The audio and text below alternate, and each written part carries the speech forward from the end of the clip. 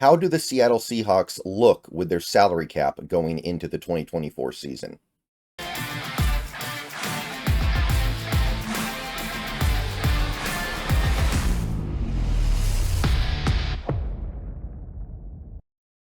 What's going on, everybody? Good morning. We have made it to Friday. We are less than a week away from NFL action. And since there isn't really a lot left in terms of like team building and roster management and roster building, we basically know what the 53 man is. We basically know what the practice squad is. There will be little changes, but they're unlikely to really affect anything in terms of the salary cap. I thought it would be a good idea to take a look at how things are coming together on that front. Obviously, this has been something that we've been tracking pretty closely during the offseason. So now we want to see where it landed and how we got here. And also, the nice benefit at this point is that you don't even really have to do the math yourself. When I was doing salary cap stuff earlier in the offseason, I would kind of have to count it manually because the pages on SpoTrack and Over the Cap portray it one way that isn't entirely in line with what it's actually going to be meaningfully. Well, now that the roster's been cut down and the practice squad's actually been built, we can basically nail it on the head. So I'm on the Seahawks Over the Cap page here, and it's basically going to tell us everything we need to know just on the surface of it.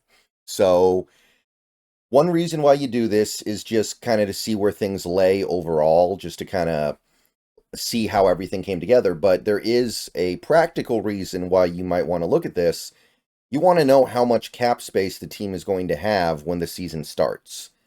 So let's look at these charts here with a focus on that aspect in particular. So as of this moment, the NFL salary cap is still under the top 51 rule, where right now only your top 51 are taken into consideration. So a page like this, the page that we're currently on right now and Over the Cap, is still, to my knowledge, using that top 51 number as the meaningful number. When the season starts, we're going to go to top 53 because teams are going to have 53 players. The bottom two guys don't not get paid just because they didn't make the top 51, right?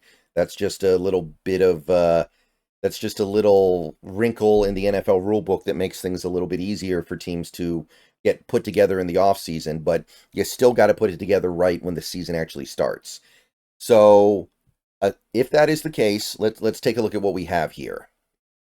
So with the top 51, the team cap space currently sits at 4.4 million. Let's call it 4.4.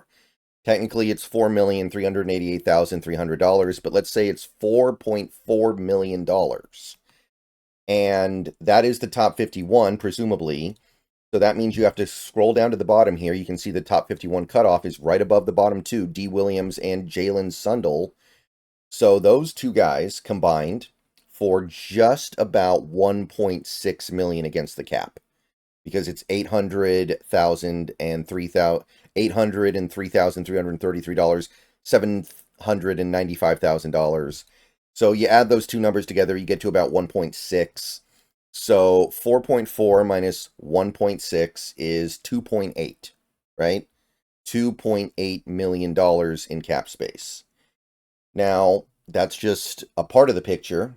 We then have to go down here and take a look at some of these other charts. So on the left here, you can see the dead money charts. These are relatively set in stone. Nothing we really do is going to change this, so we're not worried about that. Although it is worth noting how much dead money we have right now and how much dead money we hopefully will not have next season. So we have the practice squad. We have the practice squad here. And you can see that it's been put together with the two veteran players getting a little bit more than the guys who don't have NFL seasons accrued. That's how it works with the practice squad. Either you get paid a certain amount if you have NFL experience past a certain point, or you get paid a little bit less if you don't have adequate NFL experience to be considered a veteran. So you add all these up. By the way, Max Percher doesn't cost the team anything. He's part of that NFL Europe to NFL pipeline, so the league is covering that cost. Or, well, we're probably paying him, but it doesn't count against the cap. That gets you to a 3.3. Now, that 3.3 that you see down here is counted in this, so we're not worried about that. But if you count it up here, 1, 2, 3, 4, 5, 6, 7, 8, 9, 10, 11, 12, 13, 14, 15. So this is not counting 2 players. And it's also not yet updated for Raekwon O'Neal getting pushed off. And we all know that Raekwon O'Neal is going to get replaced or maybe even brought back. But this is not taking into account Tyreek Smith. It's not taking into account the cornerback we signed yesterday. And it's also not taking into account the quarterback who will inevitably be signed to the practice squad. So when you do the math on that, this number is going to go up by a little bit. Not a lot, but it's probably going to end up somewhere around 3.6. So it depends on which quarterback we pick. PJ Walker might cost a little bit more than a UDFA rookie, but we're kind of splitting hairs here. I understand that, but I do want to emphasize here that this is 2 players short at least. And we don't have to carry a full practice squad. We could just carry the 16 guys. We don't need to go to 17. But if you go to 17, you are talking about the practice squad running you somewhere around 3. I mean, at that point, you're at about 3.7, 3.8. So that's a boost of about $500,000. So that number I said earlier, which was 2.8, goes down to about 2.3. So that's kind of your buffer. And that's a little bit less than most teams like to go into the season with. So the only other consideration that might be in play here, because this injured reserve stuff can't really be changed. These are players that we had who got injured and we're paying them a little bit of money because they got injured while playing with the Seahawks in training camp or practice or whatever. So that's not really changeable, but this last column over here is probably going to get us enough breathing room to at least go into the season and feel okay about things.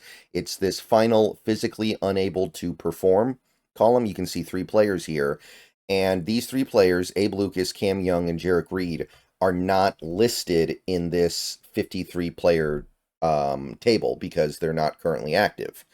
So these 3 players, they're not in the 53-man list, but their cap hits are taken into consideration in the calculation above, the team cap space of 4.4 million, which I now estimate to, in reality, be somewhere around 2.3 million once you take everything into consideration. But let's take a look at this real quick. So just as an example, Abe Lucas, cap hit of 1.47 million this year. So that's already being counted. But when Abe Lucas gets activated, a player, we don't know exactly who, but a player is going to be knocked off the 53-man roster to make room for Abe Lucas, right? That's just common sense.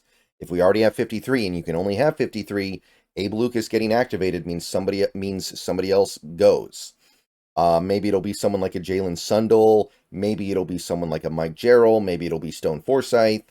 But as long as the player that gets sent off isn't considered an NFL veteran, doesn't have enough accrued seasons, then they're only going to get paid for the games that they were actually on the team for. So if Abe Lucas gets activated for game 5, then the guy who gets kicked off only gets paid for 4 games. So that's where a little savings can kick in. So just as an example, if it's Abe Lucas getting activated and then you push off Mike Jarrell.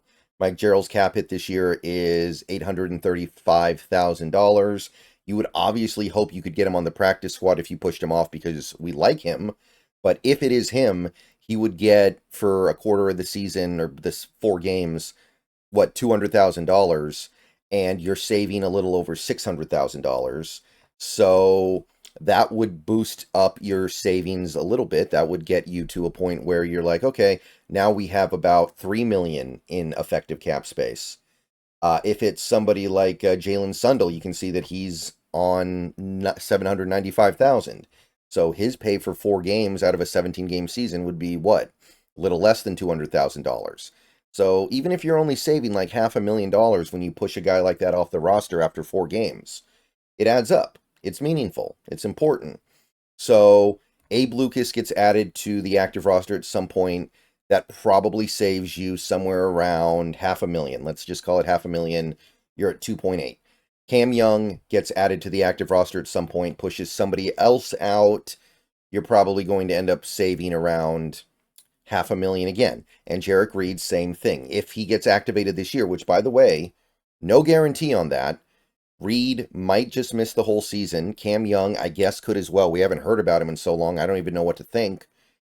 If that's the case, then you can't count on this. But assuming that we can eventually get Abe Lucas back and we can eventually get Cam Young back, I'll just assume that Jarek Reed misses the whole season. That gets you to a little over 3 million. And that's where you want to be.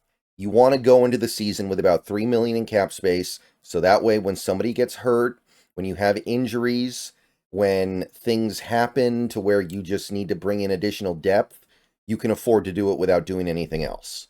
So the way I see it in terms of effective cap space right now, you can basically pencil in 2.3 million. And you can also assume that eventually bringing on Abe Lucas and Cam Young and maybe Jarek Reed can free up another, let's call it a million. Let's just call it $1 million flat to be safe here. Let's just say it's $1 million flat. That'll get the job done. Not by much, but we got the job done. All right, so that's where I see our salary cap going right now. I did do some, back of the envelope math at the end there, but I think that is where the Seahawks sit as of right now, meaningfully. See you guys later. Go Hawks. More videos coming later. Let me know what you think.